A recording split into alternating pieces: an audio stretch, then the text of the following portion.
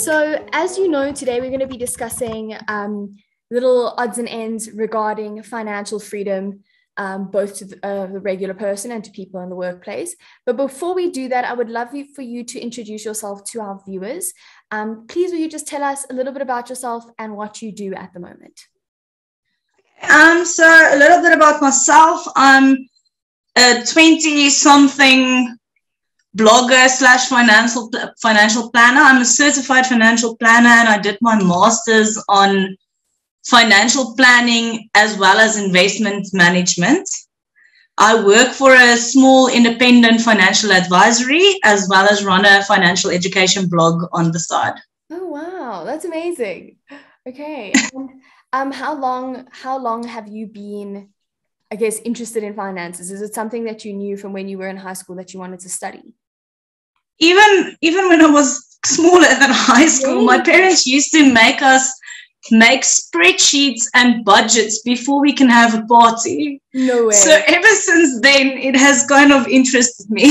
That's amazing. Wow, that's so cool how something like that can trigger, your whole career. That is unbelievable. Yeah, and I think it learns you from a really small age, like if you actually plan how much bigger something like a party can be.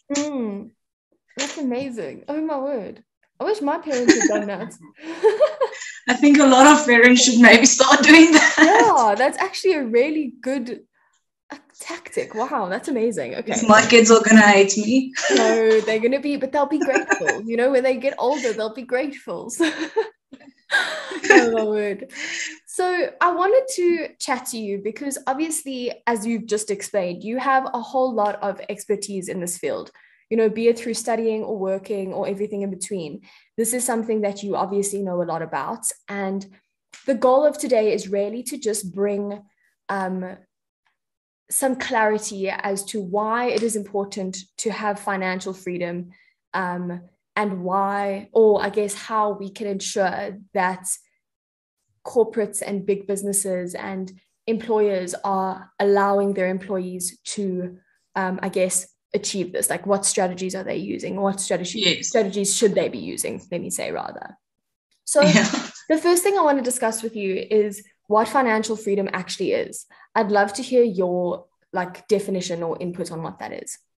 Okay, so I think if we look at the strict definition, it's obviously having enough to afford your lifestyle and getting to your goals. Yeah. But I think every person's definition of financial freedom is defined by what your why is. Okay. If your why is to spend more time with your family, that would be part of your financial freedom definition. Or if your why is to have a really posh car, that would be part of it. Yeah. So I think financial freedom has really little to do with money and a lot to do with living your best life, realizing your why, having choices, having time, that kind of thing. 100%. That's actually a really good way to look at it, because I think you're right. It's more complex than just having enough money to spend. It goes a lot deeper than that.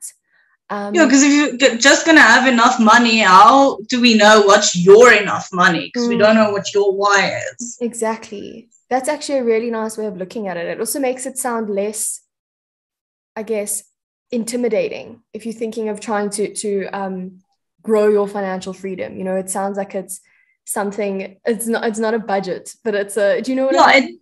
It shouldn't be a number. It should be, will I be able to go on holiday this year? Exactly. Like those lifestyle choices and the lifestyle experiences.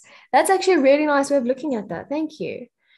And obviously, it's becoming more and more clear, I think, after living through a pandemic and experiencing the economic collapse that has happened all over the world, it's becoming abundantly clear that financial freedom is vitally important to almost every single person, if not every single person, that is an adult who needs to support themselves or support a family. And I wanted to ask you, what is this importance? Like, where does the importance of achieving financial freedom come from? Like, what can it do that it is so important? How does it improve our lives? I think I first want to link it to, you said now that we realized how important this is through the pandemic. I think one of the other things we realized is how important mental health is during this pandemic. So I think we shouldn't really take those two away from each other. If we have financial stress, our mental health is influenced. Like, we all know how we stress about something, especially finances. So if your employees are under financial stress, it will obviously lead to absenteeism. It can lead to health issues. It will lead to productivity going down, maybe even burnout or resignation in the end. So I think we also forget that even though our employees are not on our balance sheet, they are our biggest asset. Yeah, of course. Without a good team, our company won't be able to thrive or grow, or the whole company wellness will go down. So it will be whatever we do for our for our employees' financial wellness will also influence how our company will be able to grow. Yeah, of course. That actually makes a lot of sense, because I think you're right. Like, something that so many people or so many corporates forget is how important their employees are. And so at Dynamic Body Technology, our main focus is corporate wellness. And so we literally deal with the ins and outs of wellness within corporates, be it big corporates or small ones, startups, anything you can think of. And the reason we do that, the reason we speak to people like you is exactly what you just said. The need for employees to have a better lifestyle, and in order to ensure that as a result of that, the business can run better. You're right, because the business outcome is completely determined by the employee. And I think the goal should rather be having a happy workforce than you're focusing on numbers. Yeah, of course, a happy and healthy workforce that can then act and work to their full potential, because as you said, if your mental health is strained or your financial health is strained, albeit even your physical health because of the kind of conditions you work in, it completely damages the potential of a business, So it's really interesting. And I'm so glad that we get to talk to you about this, because you obviously have seen the link very strongly, I'm sure, between financial freedom and emotional freedom. Yes, I mean, even if you just look at the people around you, you can realize that. Yeah, of course. I think that's unfortunately something most people are feeling at the moment, or have experienced, especially over the last few years. It's very sad. I feel like wherever you turn, people are talking about their finances and how they're going to afford something, and it's hard. To cut down on some things. Yeah, of course.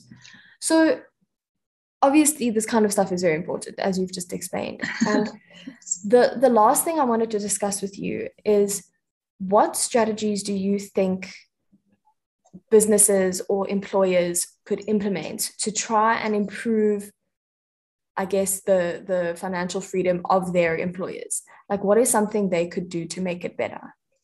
Okay, I think before I get into that, the first one, before they can choose a strategy, would be to listen to their workforce. Yeah. Find out what is their financial stresses, what is worrying them. Is it daycare cost? Is it healthcare cost? Is it a gym, or is it transport, or whatever? Listen to them, find out what is the issues. Yeah. And then based on that, I think get to a strategy that either gives them access to financial education and actual assistance, and then also get some strategies in place to physically lower their financial burden. Yeah. So should it be daycare, get group rates for your employees for daycare at a local primary school or whatever.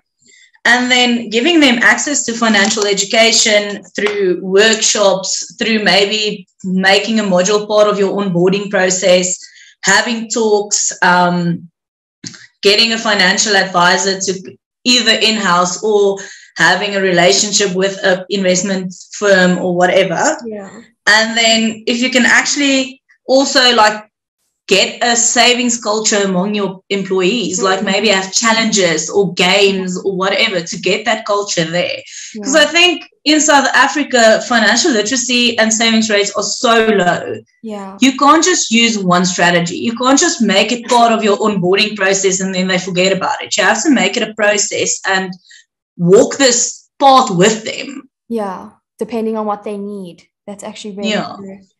That's really true. And I think that's why people like you, for example, are so important, because even if, say, a corporate has all the tools to, I guess, implement different strategies and experience this process of financial freedom with their employers. As you said, the financial literacy rate is so low that it's important to have people like you that are able to educate people, like through your blog or through your work, being able to educate people, whether it be the employer or the employee, but educate people on, I guess, how to even get started, because it's so important. And especially in South Africa, with the state of our economy, with the state of unemployment, when people finally get jobs after waiting or working so hard towards one, it becomes really difficult because I guess on the one hand, they've never had to manage finances before if you're new to the workforce. So you've never had an idea of how to actually go about finding your own financial freedom and finding your why. But also for the wealthier people in our country and in the world, even then it's important to manage your finances, because I guess otherwise, what's the point in making all that money if you don't end up experiencing financial freedom in the way that you actually deeply desire it? Do you know what I mean? Yes. And I think also for those first-time workers, like I mentioned now, they instantly want to use this money to instantly get a better life instead of thinking about what's going to be the future. Yeah, exactly. We're so used to instant gratification and getting what we want immediately that we need to start thinking longer term. Exactly, because that's the only way to make it sustainable. There's no point in getting an income every month if all your needs and your big necessities, alongside, I guess, some of the extra wants and desires that we need as human beings just to feel whole, if we can't get that, if we can't get that balance out of our income, regardless of what our income is, I think that is when it starts to lead to the mental health struggles, as you were saying. So it all is so linked, and that's what's so amazing, is that for so long I don't think I truly realized the importance of financial freedom. I think people are always very, especially these days, people are very much about the idea that money isn't everything. There's so many bigger, scarier things that are going in the world. But the thing is that people, as much as money isn't everything, it's a big part of everything. Yeah. And the financial. My dad used to tell us, money isn't number one, but whatever comes after that is really far behind. That's so funny. That's fair. Because it's true. That's the thing. It's not about having all this money. It's not, being rich shouldn't be the most important thing. No, it's about using what you have to get. Yes, exactly. Having financial freedom to live a beautiful life. That should be one of your number ones, because as you said, it links very closely with mental health. And in fact, it links very closely with physical health as well, because when someone isn't experiencing that financial freedom, when they're truly struggling, the mental health aspect of it that gets impact also then, I guess, projects onto their physical health. People's anxiety and stress can really not only age them, but just all round. Stress does weird things to your body. Yeah, exactly. So this is a really interesting discussion to have, because I think it's so important, especially now that the workplaces and the world is kind of starting to pick up again. And people who had lost their incomes for a while are starting to regain them, with new debts and new scary things happening around them. It's a very important thing to be able to promote financial freedom. So yeah. Yes. But Lindie, thank you so much for this chat. It was so lovely to talk to you.